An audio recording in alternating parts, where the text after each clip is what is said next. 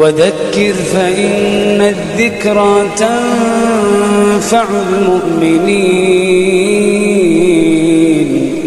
وما خلقت الجن والإنس إلا ليعبدون.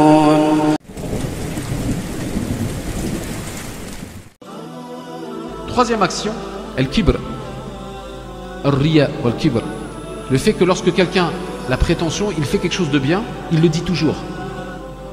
Ou lorsqu'il ne le dit pas, il le fait voir. Lorsqu'il ne le dit pas, il le fait voir. Bayyin. Je fais le jeûne. Je vais donner un exemple. Wallah, des fois, al-riya, l'ostentation, elle est dans des choses qui sont très légères. Je vous prends un exemple très concret. Et Akhi, tu fais 2 rak'at à la mosquée, ils te prennent 4 minutes. Quand tu les fais chez toi, ils prennent 30 secondes. Si tu en fais. On voit où le riya il est rentré. Comment se fait-il que ces 4 minutes sont 4 minutes à la mosquée? Parce que tu sais que tu es observé bil bashar. Tu es observé par les hommes, alors que tu es seul avec ton créateur. Tu es observé par celui pour lequel tu dois des comptes, et tu les fais en les bâclant. Faniyan. Un homme, il est possible qu'un homme ou une femme, un croyant, une croyante, toute la journée, il a jeûné. C'est un jour en dehors du Ramadan. Il a jeûné, il n'a rien dit à personne. Et puis le soir, Shaitan, il vient. Parce que Shaitan, la'anahullah, il coule dans nos veines comme le sang qui coule. Il coule en nous comme le sang qui coule dans nos veines. Et il faut en être conscient de ces choses-là. Même si pendant Ramadan, Shaitan, il n'est pas là, il arrive que l'élève, il a dépassé le maître. Qu'en l'occurrence, nos égos, ils aient dépassé le maître, tellement que Shaitan, il nous a accompagnés toute l'année.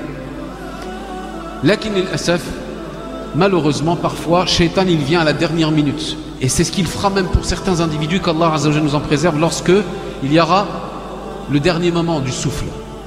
Certains, ils vont même pas réussir à faire shahada, qu'Allah nous en préserve. C'est pour ça qu'on va mourir avec ce qu'on aime. Et qu'on va mourir avec ce qu'on aime en bien, et on va mourir avec ce qu'on aime en mal. Man ahabba khayran mata fih, wa man ahabba sharran mata bih. Le jeûneur, toute la journée, n'a rien dit à personne. Il est 20h59, on coupe le jeûne à 21h02. C'est un exemple. Il est au premier rang de la mosquée. Il reste 2 minutes. Il n'a rien dit à personne. Même sa femme n'est pas au courant. Et Shaitan, il va venir à ce moment-là. Vous savez comment?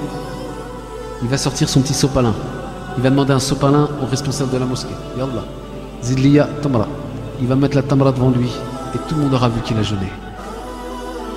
Ce secret qu'il aura gardé intime entre lui et Allah Azza wa Jalla, il va le sortir au moment où personne ne devait le savoir. Et peut-être qu'à ce moment-là, la prétention, al-riya ou al-kibr, elle va détruire son action. Mes chers frères, l'islam est avant tout une spiritualité.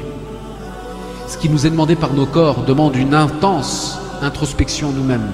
Interroge-toi, mon frère, ma sœur, en ce mois de Ramadan, à savoir quand est-ce que tu as pleuré tout seul. Quand est-ce que tu as fait une dua pour quelqu'un qui t'a quitté il y a plus de 10 ans? Que la plupart des hommes, ils ont oublié. Et dis-toi que si tu meurs dans une semaine, dans 10, ne donne même pas 2-3 ans pour que les gens t'aient oublié. Il faut en avoir conscience, c'est dur ce que je suis en train de dire. Il faut en avoir conscience pour mieux s'y préparer. Et être conscient qu'il n'y a qu'une chose qui perdurera. C'est les du'a, c'est les invocations. Donc interroge-toi quand est-ce que tu as pleuré pour la dernière fois seul devant Allah Azza wa Jalla sans que personne ne te voit. Interroge-toi le dernier moment où tu t'es interrogé devant la création d'Allah Azza wa Jalla, que tu as roulé en voiture, que tu avais un soleil qui se levait et que tu ne t'es pas arrêté pour pouvoir réfléchir. Interroge-toi sur la dernière personne que tu as citée dans tes invocations. Interroge-toi sur la valeur que tu dois donner à ton père ou à ta mère, qu'il soit vivant ou qu'il soit mort.